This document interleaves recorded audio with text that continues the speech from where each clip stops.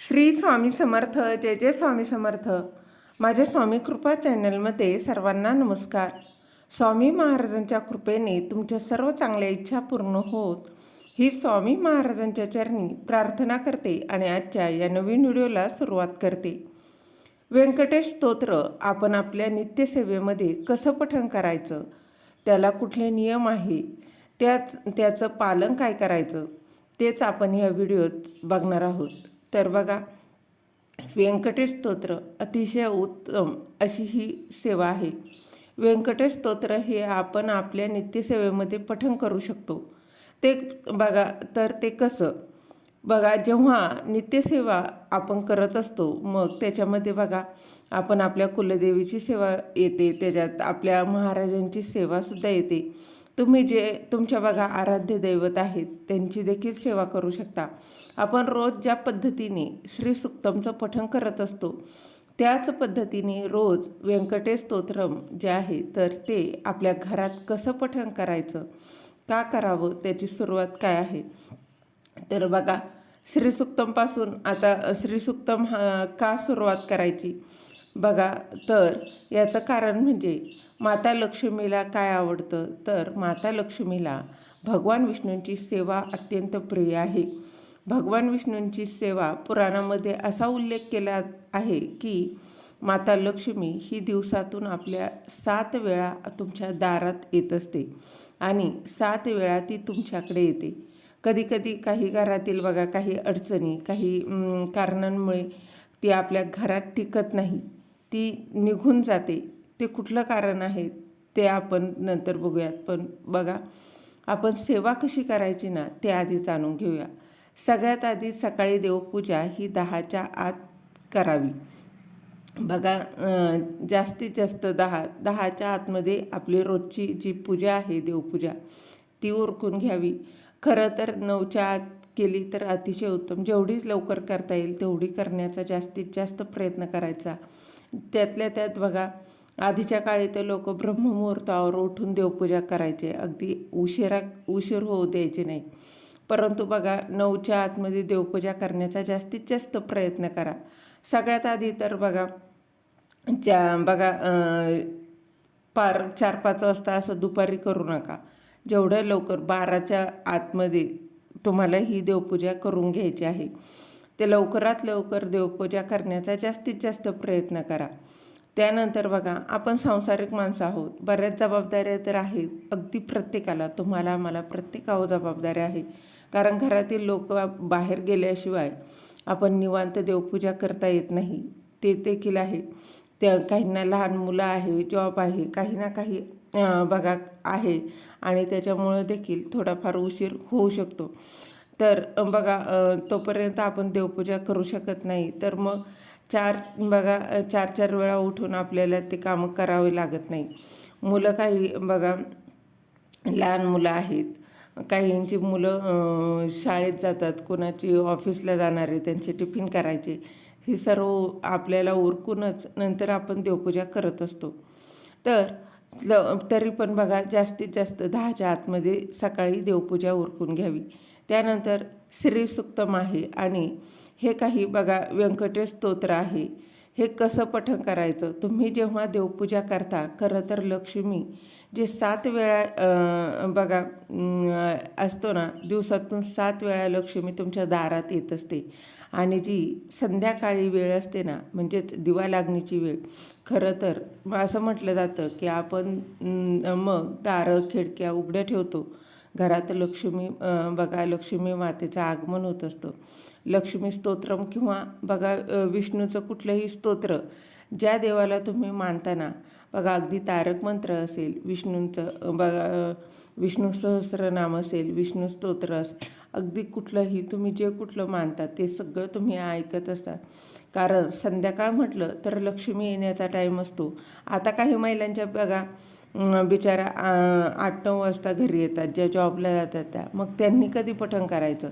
तर तुम्हाला सांगते, जर तुम्ही सकाळी लवकर तुमची देवपूजा होत असेल तर तुम्ही बघा सकाळी एकदा श्रीसुक्तम पठण करावं. त्याची बघा श्रीसुक्तम हे तुम्ही फलश्रुतीसहित तुम्ही प्राकृतमध्येही म्हणू शकता किंवा संस्कृतमध्येही म्हणा. तुमची इच्छा त्याच पद्धतीने व्यंकटेश स्तोत्रम पण तुम्ही पठण करायचं असतं. ते एकदा पठण करायचं. तुम्ही 3 वेळा करा, 5 वेळा करा, 7 वेळा करा, तुम्ही कितीही वेळा पठण करू शकता.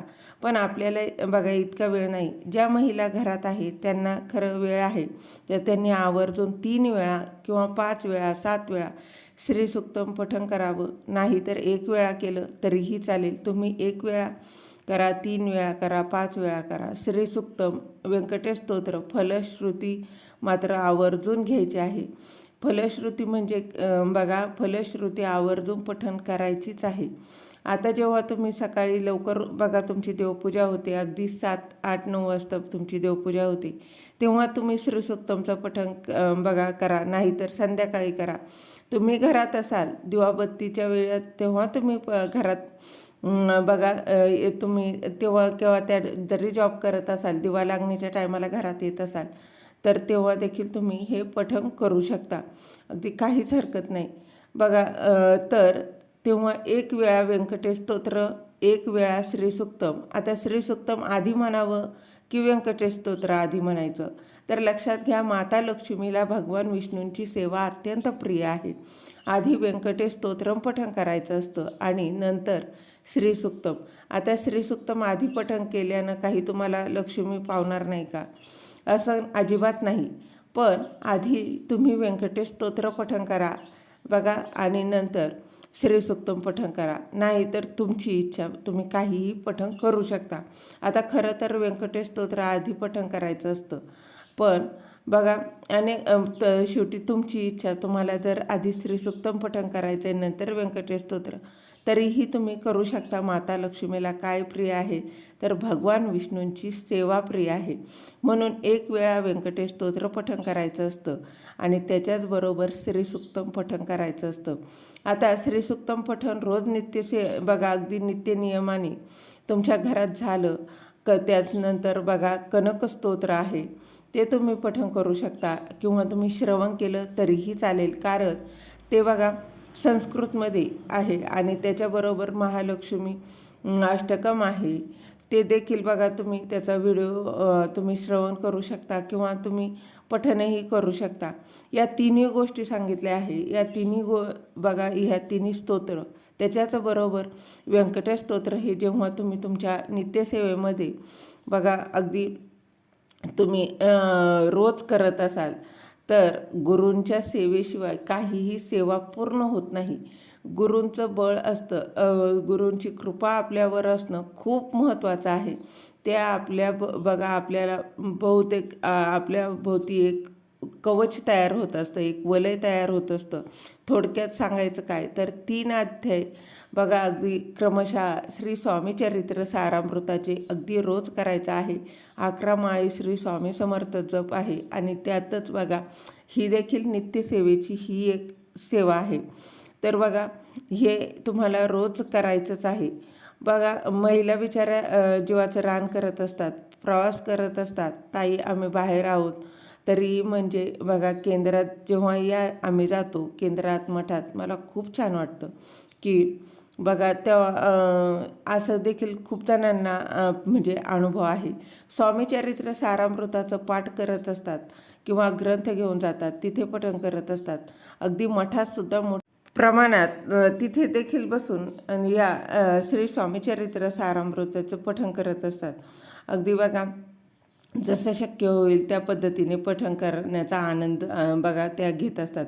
जेव्हा तुम्ही या सगळ्या गोष्टी करत असतात ना, जेव्हा तुम्ही अगदी नित्यसेवा करत असतात तेव्हा त्या बघा लक्ष्मी स्थिर असावी. ती खूप चंचल आहे. जेवढं मन चंचल आहे ना आपलं अगदी तेवढंच बघा तेवढीच लक्ष्मी चंचल आहे. ते कितीतरी ठिकाणी बघा फिरून आली तरी तेवढीच लक्ष्मी चंचल आहे. तर चंचल लक्ष्मीला आपल्या घरात स्थिर असावं हे करून तुम्ही बघा खूप श्रीमंत किंवा अगदी तुमच्याकडं खूप काही सारा पैसा मिळेल का तर अजिबात नाही. परंतु जी काही तुम्ही कष्ट करता, मेहनत करता, जो काही पैसा येतो, जी काही लक्ष्मी येते ती लक्ष्मी तुमच्या घरात स्थिर राहावी. ती लक्ष्मी जी आहे तिच्यात सातत्य राहील. तीच लक्ष्मी स्थिर राहील. जेव्हा ही स्थिर होते ना तेव्हा ती अधिकाधिक असते, म्हणजे ती अधिक प्रमाणात तिच्यात वाढ राहते. माता लक्ष्मी ही 8 प्रकारची आहे. प्रत्येक लक्ष्मीची आपल्यावर कृपा असावी. अष्टलक्ष्मींची आपल्या घरावर आपल्यावर कृपा असावी. प्रत्येक लक्ष्मीने आपल्या घरात वास करावा. तर बघा, समाधान लक्ष्मीसुद्धा आहे. तर बऱ्याच महिला आहे ज्या खूप समाधानी आहे. आयुष्यात जेवढं आहे तेवढ्या समाधानी आणि देवांचे आभार मानत असतात की देवा मला तू एवढं दिले. आणि आपल्या मनात असतात का बघा, आपल्याकडे जे नाही त्याचा फार आपण विचार करत असतो, पण जे आपल्याबद्दल कधीच आपण कृतज्ञ व्यक्त करत नाही जे काही आपल्याकडे आहे त्याबद्दल. म्हणून बघा, लक्ष्मी म्हणजे अगदी गडगंज पैसा. आणि आजकाल बघा, पैशावाल्यांकडे पण आयुष्यात खूप प्रॉब्लेम आहे, खूप टेन्शन आहे. जेव्हा त्यांचे प्रॉब्लेम ऐकतो तेव्हा परमेश्वराचे आभार आपण मानतो. अशा वेळी म्हणतो नाही, माझ्याकडे जे आहे ते खूप चांगलं आहे. आपल्याला आपलं दुःख खूप मोठं वाटतं, पण जेव्हा दुसऱ्याचं ऐकतो ना, जे त्याच्याकडे खूप पैसा आहे, त्याला खूप दुःख आहे, त्याचं दुःख काय आहे हे फक्त त्यालाच माहीत आहे. तर बघा, म्हणूनच आपल्याला शांतता लाभावी, आपल्या घरात लक्ष्मी स्थिर राहावी, आपल्याला बघा समाधान लाभावं म्हणून घरात श्रीसूक्तम, व्यंकटेश स्तोत्रम याचं पठण करावं. आता बऱ्याच महिला, मला माहिती आहे, अगदी 90% रोज नित्यसेवेमध्ये व्यंकटेश स्तोत्र अगदी आणि हे घेतात आणि त्यांना त्याची बघा या सेवेने खूप सुंदर असे अनुभव देखील आलेले आहेत. ज्या बघा, त्यांच्या ज्या काही आर्थिक समस्या होत्या, काही अडचणी होत्या, त्या म्हणजे कमी होण्याचा त्यांना अनुभव आलेला आहे. आणि त्यातल्या त्यात बघा, लवकरच आता अधिक मास म्हणजे धोंड्याचा महिना लागणार आहे. तर या अधिक मासामध्ये, या अधिक महिन्यामध्ये बघा, जेवढे जास्त तुम्ही कराल ना, जास्त पटीनं तुम्हाला त्याचं फळ मिळणार आहे. कारण अधिक महिन्यामध्ये श्रीहरी विष्णूंची त्यांना ती समर्पित असा महिना आहे. त्यांची जेवढी सेवा करा त्याचं फळ हे अधिक प्रमाणात मिळणार आहे. तर बघा, तुम्हाला जेवढं जास्त या अधिक मासात जेवढी सेवा करायला जमेल त्याचं जास्त फळ मिळणार आहे. सेवेचा बँक बॅलन्स तुमचा वाढणार आहे. आणि खरं तर त्याच कारणामुळे तुम्हाला बघा, व्यंकटेश स्तोत्रम त्यानं तुम्हाला संस्कृतमध्ये तुम्ही किंवा प्राकृतमध्ये जे पठण करू शकता तर त्याच्यात तुम्हाला करायचं आहे. रोज जर तुम्ही एकदाच पठण करणार असाल, कारण बघा मोठं आहे, 108 ओव्यांचं आहे, संस्कृतमधलं 15-16 ओव्यांचं आहे. पण बघा, तुम्हाला मी सांगते, अगदी तुम्ही रोज पठण केलं ना तरी तुम्हाला जास्तीत जास्त बघा 15 ते 20 मिनटं लागतील. तर बघा, अर्धा तास पकडून चाला सगळी सेवा करायला, तरी बघा खूप छान अशी सेवा होणार आहे. त्याचे अनुभव देखील खूप काही येणार आहेत. तर तुमच्या ज्या काही आर्थिक समस्या आहेत तर त्या सुटणार आहे. तर व्यंकटेश स्तोत्रम बघा, तुम्ही 15 दिवस वाचलं तर बघा बऱ्यापैकी त्याच्यात थोड्याफार चुका होतील, परंतु एकदा सवय लागली ना तर नक्कीच तुमच्याकडून होणार आहे. तर बघा, ही अतिशय सुंदर अशी सेवा आहे. तुमच्या प्रत्येकाच्या अडचणी कमी झालेल्या दिसतील. तुमचं मनोबल वाढेल. आपली बघा, विचार करण्याची क्षमता जी आहे ती वाढत असते. काहीतरी निगेटिव्ह विचार असतात ते देखील कमी होण्यास नक्कीच मदत होत असते. मंत्र, स्तोत्र पठण करत असतो. आपला जो बघा, जी निगेटिव्हिटी आहे ती कमी, जी नकारात्मक ऊर्जा जी आपण म्हणतो ती कमी होते. आपण जेव्हा चांगला विचार करत असतो, आपल्याला आपण करत असतो ना, तेव्हा नक्कीच चांगलं घडत असतं. म्हणून लवकरच अधिक मास सुरू होणार आहे आणि त्याचंच औचित्य साधून जास्तीत जास्त तुम्ही व्यंकटेश स्तोत्र, श्रीसूक्तम याची सेवा जास्तीत जास्त जेवढ्या सेवा करण्याचा प्रयत्न तरी नक्की करा. त्याचं फळ हे अधिक प्रमाणात मिळणार आहे. झालेली सेवा महाराजांच्या चरणी रुजू करते. श्री स्वामी समर्थ. धन्यवाद.